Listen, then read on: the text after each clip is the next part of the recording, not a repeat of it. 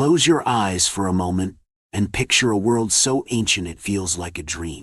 You're standing on the sun-scorched plains of South Africa, where the air hums with the buzz of insects and the distant roar of a river. The year?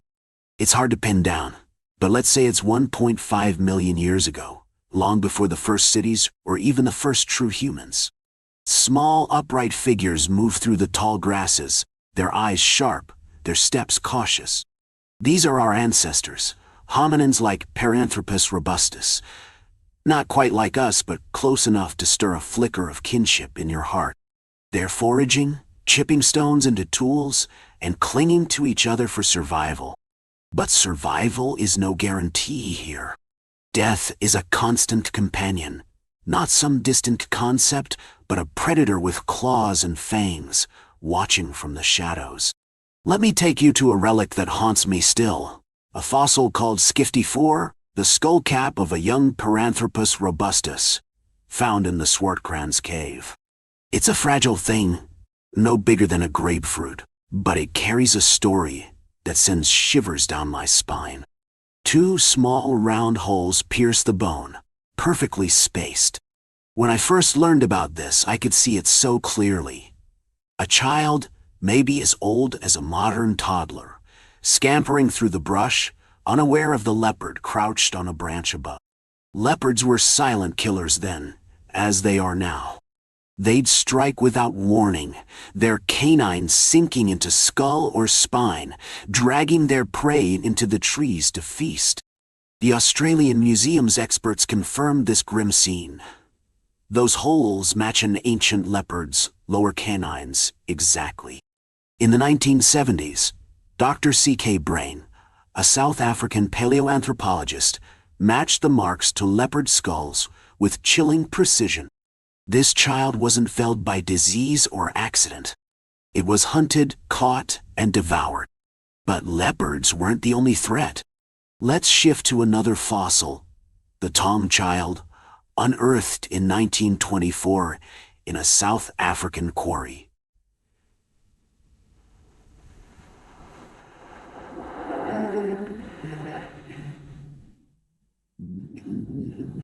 This 3-year-old Australopithecus africanus, who lived about 2.3 million years ago, met a fate just as brutal, but from a different kind of predator. When researchers studied the skull, they found puncture marks and fractures eerily similar to those on modern primates killed by eagles. Imagine a small child toddling near a waterhole, its mother distracted for just a moment. Above, a massive bird of prey, perhaps an ancestor of the crowned eagle, circles, its talons glinting in the sun. It dives, snatching the child before anyone can react. The marks suggest it was carried aloft, its tiny body crushed before being torn apart.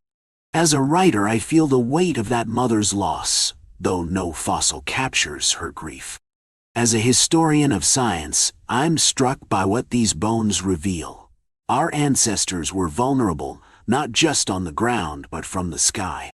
These encounters with predators weren't just tragedies. They forged us. Living in a world where every rustle could mean death, you'd learn to listen for the faintest snap of a twig, to scan the treetops for movement. You'd stay close to your group, because alone, you were food. These pressures shaped our evolution, giving us social bonds, crude tools, and a heightened sense of danger. A sharpened stone could fend off a hyena. A group shouting and waving sticks might scare a lion. Over millennia, these survival tactics turned our ancestors from prey into competitors.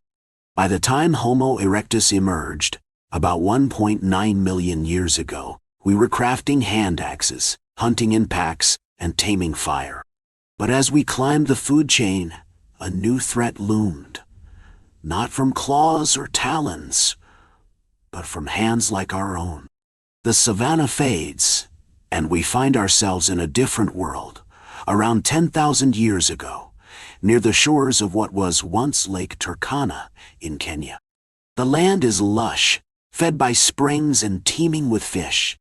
A group of hunter-gatherers moves through the reeds, their lives shaped by the rhythms of foraging and fishing. But the air feels tense today. Another group approaches, their hands gripping not just spears for hunting, but weapons meant for something darker. What happens next is a clash so brutal, its echoes reach us through the bones at Nataruk, uncovered by Cambridge University researchers in 2016. Dr. Marta Mirazon-La, who led the study, described the injuries as shocking in their mercilessness. And when I read her words, I felt a chill. 27 people, men, women, and at least 6 children, lie dead, their skeletons telling a story of calculated slaughter. One man's skull still holds an obsidian blade, driven deep. Others have crushed skulls, broken limbs, and arrowheads lodged in their spines. 4 victims, including a woman heavy with child, had their hands bound before death. As a writer, I can't help but imagine the terror, the screams, the desperate struggles, the moment they realized no mercy would come. As a historian, I wrestle with the implications. These weren't farmers guarding crops or kings claiming thrones. They were hunter-gatherers, with no cities or riches to fight over. Yet they planned this attack, using arrows for distance and clubs for close combat. Why? Perhaps the lake's bounty, fish, water game, was worth killing for. Or maybe, as Professor Robert Foley suggests, this violence reveals something fundamental. Our capacity for lethal aggression grew alongside our instincts for cooperation and kindness. We're social creatures, but that sociability can turn deadly when use meets them. Nataruk isn't just a moment of bloodshed. It upends our assumptions. We like to think warfare began with civilization, with fields to defend or wealth to hoard. But these bones say otherwise. Humans were killing each other systematically long before plows or palaces. As I linger on this, I wonder about the attackers. Did they feel triumph? Regret? Did they weave stories to justify their deeds as we do today? The bones stay silent, but they force us to face our nature. We're capable of great compassion, but also great cruelty. That duality was already carved into our story 10,000 years ago. The Kenyan shores dissolve, and we're standing now in the Nile Valley, in what is now Sudan, 13,400 years ago. The world is shifting. The last ice age is waning, and the climate is growing harsher, tightening its grip on water and game. Here, at a place called Jebel Sahaba, archaeologists in the 1960s uncovered a cemetery that feels like a wound in time. 61 people, men, women, children, lie buried, their bones etched with violence. When Fred Wendorf first dug here, he thought it was a single massacre, a devastating battle. But a 2021 study by Isabel Krivakor's team, published in Scientific Reports, tells a darker tale. This wasn't one event. It was a lifetime of raids, ambushes, and unrelenting fear. Over 100 lesions scar these bones, some healed, some fresh. A quarter of the skeletons bear both. People who survived one attack only to fall in another. Picture living like this. Every dawn, you scan the horizon, knowing another group could strike. Your brother carries scars from a spear that grazed him last year. Your neighbor's child limps from a club's blow. Death doesn't sweep through all at once. It wears you down, attack after attack. As a writer, I feel the exhaustion of their vigilance, the dread that never lifts. As a historian, I see a community shaped by scarcity. Climate change likely fueled competition, turning neighbors into foes. Christopher Newsel, a physical anthropologist, argues these findings shatter the myth that warfare is a modern invention. At Jebel Sahaba, violence wasn't an event. It was a way of life. What haunts me is the persistence of it. These people didn't fight once and move on. They lived under siege, their bodies recording each blow. Some skeletons hold stone projectiles, others show fractured skulls or arms raised in defense. As I imagine this, I think of modern conflicts, where cycles of violence trap communities in endless reprisals. Jebel Sahaba feels worlds away, yet painfully familiar. It's a reminder that our capacity for organized violence is ancient, rooted in the same instincts that drive us to protect our kin. But protection can slide into aggression, and survival can justify slaughter. The Nile Valley fades, and we're standing now on the banks of the Missouri River, in what is now South Dakota, around 1325 CE. A village of the initial coalescent culture, ancestors of the Arikara people, bustles with life, surrounded by a fortification ditch. That ditch speaks volumes. These people knew danger. They built defenses, bracing for trouble. But no barrier could stop what came. In 1978, archaeologists, with permission from the tribal council, uncovered a nightmare. 486 bodies, dumped in that ditch, victims of a single catastrophic attack. This is Crow Creek, one of the largest prehistoric massacres in North America. The evidence is unrelenting. Skulls bear scalping marks. Hands and feet are severed, skulls torn from spines. Men, women, children, all were slaughtered. As a writer, I struggled to capture the scale of this loss, an entire community erased in hours. As a historian, I see a pattern echoing Nataruk in Jebel Sahaba. The Missouri River offered fish and fertile land, but abundance breeds envy. The attackers, likely from a rival group, struck with overwhelming force. The ditch suggests the victims anticipated trouble, but not this. Perhaps drought or overhunting sharpened tensions, as at Jebel Sahaba. Whatever the spark, the result was annihilation. Crow Creek isn't just about numbers, it's about complexity. By 1325, societies were growing intricate, with trade networks, hierarchies, and defenses. Violence, too, had evolved. This wasn't a spontaneous clash but a planned assault, perhaps plotted over weeks. The attackers didn't just kill, they mutilated, sending a message. As I reflect, I think of how violence becomes a language, a way to claim power or territory. Crow Creek's victims didn't die quietly. Their deaths rippled, shaping the stories of those who survived. The riverbank fades, and we're in a quiet clearing in what is now Germany, 7,000 years ago, at a site called Halberstadt. Here, archaeologists found a mass grave, but not like the chaotic piles at Crow Creek. 9 bodies, 8 young men, 1 young woman, lie tangled, their deaths chillingly precise.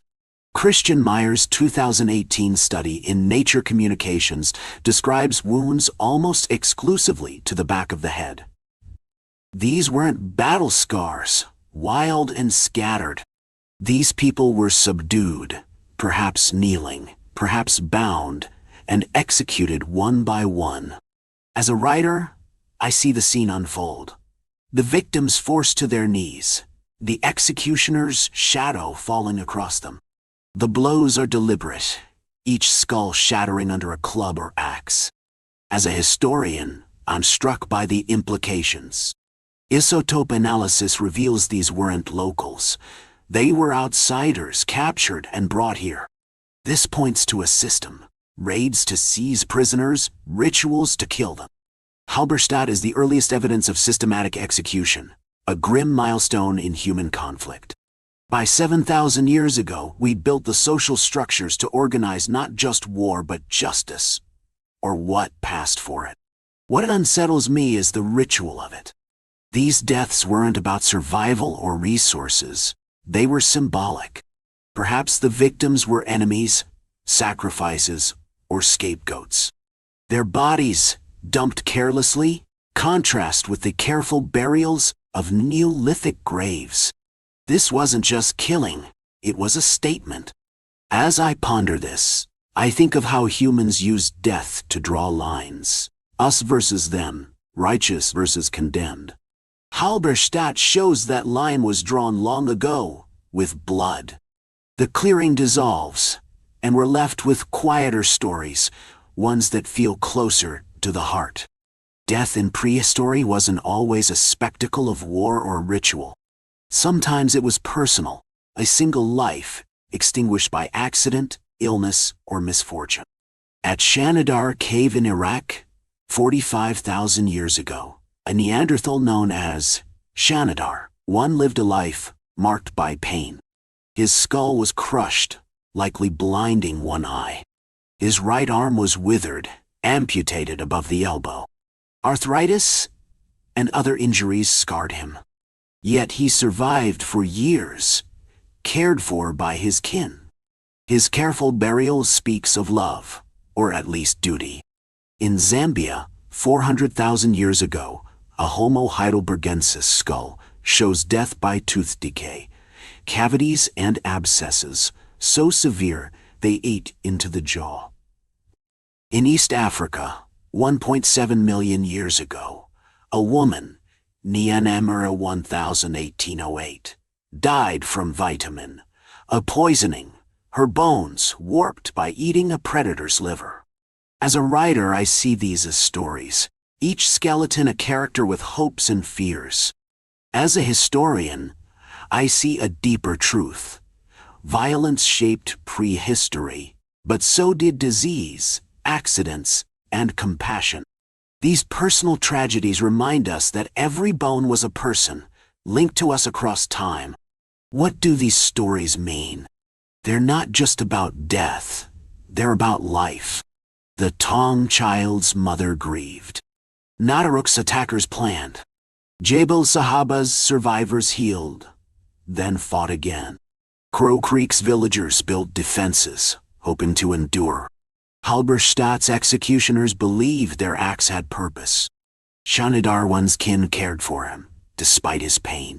In their struggles we see ourselves, flawed, resilient, human. Our journey began in the shadow of fangs, but it led to cities, art, and dreams. Even in our darkest moments we carry that spark, tying us to those who came before. Their bones whisper, "You're part of this story, and it's not over yet." If this journey through our ancient past moved you, drop a comment below. Tell me which story hit you hardest, or what you think these bones reveal about us today. Don't forget to hit that subscribe button and ring the bell so you never miss a dive into history's deepest mysteries. Thanks for joining me, and I'll see you in the next video.